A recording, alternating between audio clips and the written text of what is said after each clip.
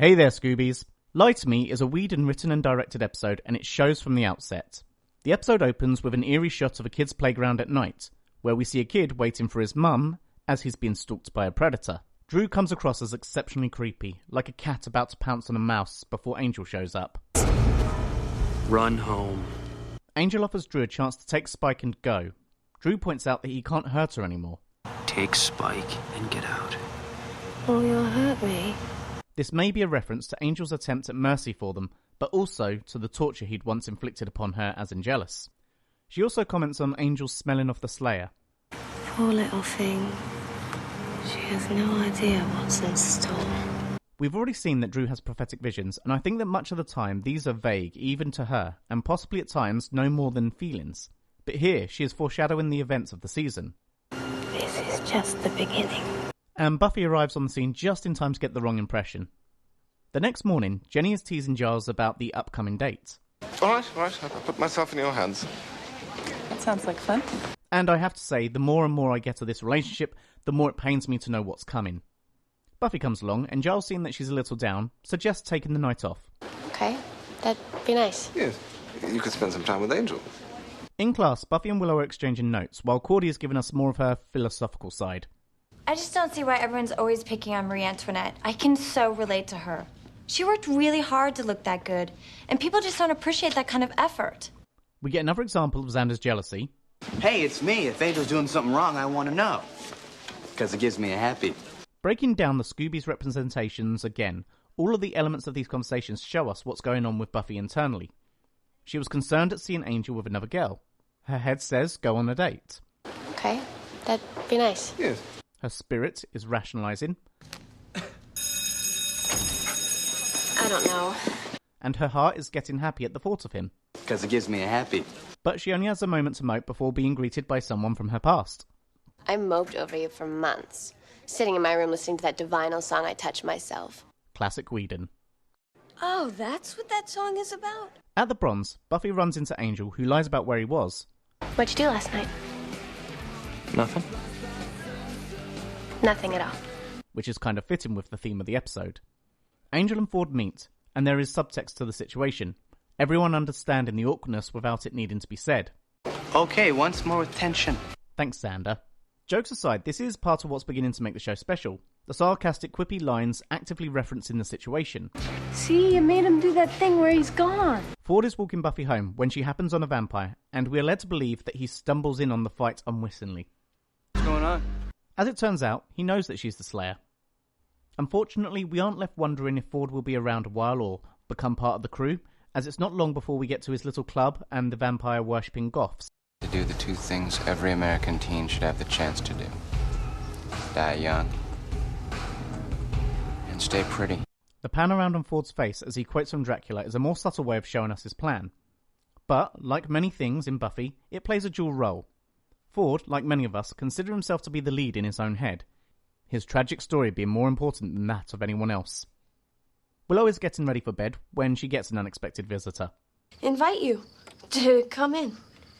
Giggity giggity, giggity goo. Angel is looking for help researching Ford. If I say something you really don't want to hear, do you promise not to bite me? You gonna tell me that I'm jealous? Well, you do sometimes get that way. This is a great reference to something that I've found from much of the fandom. Xander's jealousy is toxic. Would I be imposing? No, only in the literal sense. But Angel's isn't. Here we get probably the most self-referential the show has been up until this point. 100 years, just hanging out, feeling guilty. I really honed my brooding skills. And they stick the landing. There is something about Whedon's dialogue that somehow makes subtext text without feeling forced. I also feel like he seems to be getting the best out of Alison Hannigan, whose comedic timing has always been a little off for me, but here it feels snappier. Okay. But if there isn't anything weird... Hey, that's weird. What? The following evening, Buffy is out with Ford again, when they happen across a couple of vampires. I especially like the wide shot here. It's like we're seeing everything from Ford's perspective. If we consider the previous scene... You are not by any chance betraying your secret identity just to impress cute boys, eh? Then it seems especially stupid that the vampires were being so conspicuous. And this must be what Buffy's world looks like to him. They follow them, and Ford takes the opportunity to gain information while Buffy is distracted. Meanwhile, Angel, Willow and Xander are checking out to the bunker. I love this scene because it drips of the Anne Rice-soaked goth scene of the 90s. We welcome anyone who's interested in the lonely ones. The lonely ones? As with much of Whedon's dialogue, there are a few things at play here. Angel's view, You're a fool, extends beyond a simple distaste of teens worshipping vampires. They remind him of the adolescent immaturity of vampires and what he was before he got his soul. I've seen enough. I've seen this type before. I mean, they're children making up bedtime stories of friendly vampires that comfort themselves in the dark. And just before it gets a little too preachy, These people don't know anything about vampires. What they are, how they live, how they dress. Buffy has pulled Rupenny from their date. You took him to monster trucks? I thought it would be a change. It was a change. And while researching, notice pictures of Drusilla before they're knocked over by the vampire that Ford was meant to have killed. Spike is showing jealousy over Drew's meet-up with Angel while she talks to dead birds. It's a little off, you two so friendly, him being the enemy and all that. I'll give you a seed if you sing. Ford shows up and enacts his plan. I want to be like you. A vampire. I've known you for 2 minutes and I can't stand you. I don't really feature you living forever. Can I eat him now, love? Angel drops by to come clean to Buffy, who's nonplussed at him. We need to talk. Do we? Some lies are necessary. For what? Sometimes the truth is worse. You live long enough. You either die a hero, or you live long enough to see yourself become the villain. I can take the truth. You can't handle the truth!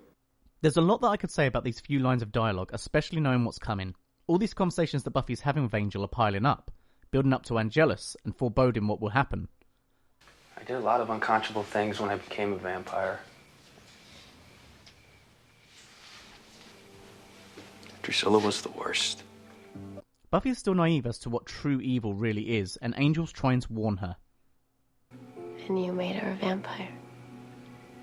First I made her insane. The following day, Ford asks Buffy to meet up after dark. I sort of had an idea. It's a secret. I kind of want to surprise you. Ford gets back to the club before Buffy makes her entrance. It's gonna be fine. No. It's really not. The series is full of duality, and Buffy's line, I just couldn't wait till tonight. I'm rash and impulsive. mimics that of her nemesis. What can I say? Couldn't wait. Buffy realises Ford's plan, though inadvertently that was part of the plan. Actually, I was counting on it. The shot of Ford and his crew, as he's explained to Buffy, is from a top down. She is looking down on them. This is intentional. As though it's played in the episode that these are teens that have read too many Anne Rice novels, so too are they kids that are looking for a way out of growing up. Buffy looking down, or more appropriately looking back, is realising the folly in remaining a child. As Spike rallies the troops, Buffy is looking for a way out and Ford is following her around. Well, let me explain something to you. You're what we call the bad guy. And here we get the downfall of her Season 1 worldview. Ford, these people don't deserve to die. Well, neither do I. It's all so easy when dealing with vampires. They have no soul. Staking them isn't just necessary, it's expected. But this isn't so cut and dry. And here we come to the crux of the episode. I don't have a choice. You have a choice. You don't have a good choice, but you have a choice. Spike and crew show up and start feeding while Buffy goes for the one thing that he actually cares about. They get out, leaving Spike and crew stuck there. The final shot of Spike with Ford indicates he's going to kill him. Buffy even says she'll need to come back for the body. But as we find out, Spike did give Ford what he'd actually asked for. So, good on him? The episode ends with Buffy staking Ford. And... Does it get easy?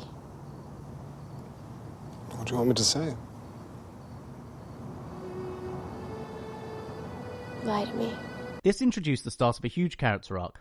That's right, that's of Chanterelle. It's a wonderful subplot that will continue in both shows, so I will speak on it more when she pops up later. As proven here, the show is at its best when playing with the lines of morality. Ford is more of an antagonist than a villain. His motivations are completely understandable, and it's not like he has ill intentions towards Buffy and crew, it's just that he needs to offer her up to live. Part of what makes our heroes larger than life is the idea that given the choice, they do the right thing. We like to think that we would be like Buffy, that we could make the tough choice, but in truth, how many of us would in the same situation? As mentioned, Buffy up until now has faced vampires and demons, making her job very cut and dry. She's good, they're evil. These are concepts we present to children in cartoons and shows, and like Santa Claus, we lie to them in order to maintain their childlike innocence. Buffy asks Giles to lie to her, because growing up is scary, and like the group in the bunker, it's easier to remain in the fantasy. Yes, it's terribly simple. The good guys are always stalwart and true.